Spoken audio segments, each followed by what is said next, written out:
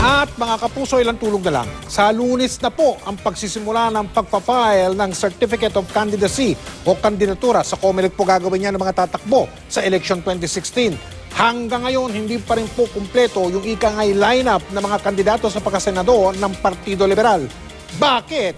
Yan ang tinutukan ni Selima Refran. Hindi natuloy ang pag-aanunsyo dapat ngayon ng Liberal Party ng kanilang senatorial slate. Kulang pa kasi ang mga pangalan sa listahan ng 12 kakandidatong senador sa ilalim ng LP.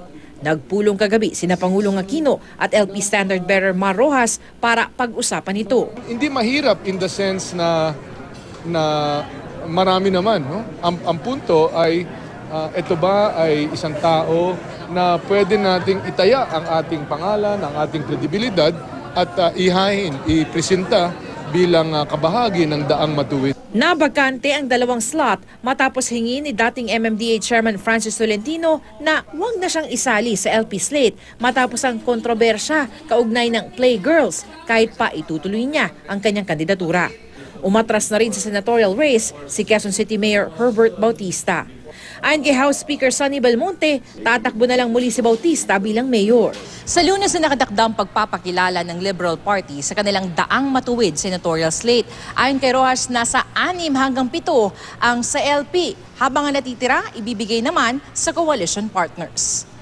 Kanina nanumpa na bilang miyembro ng Liberal si DOJ Secretary Laila De Lima. Ayon sa kanya, pasok na raw siya sa LP slate at nagsubmit na raw siya ng letter of resignation sa presidente epektibo sa Lunes.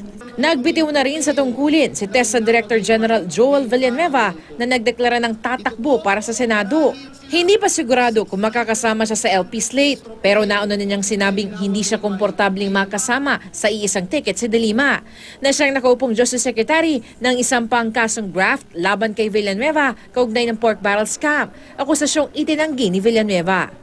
Pero posible kayang mapasama din bilang sorpresang kandidato si Sarangani Representative Manny Pacquiao? It's possible.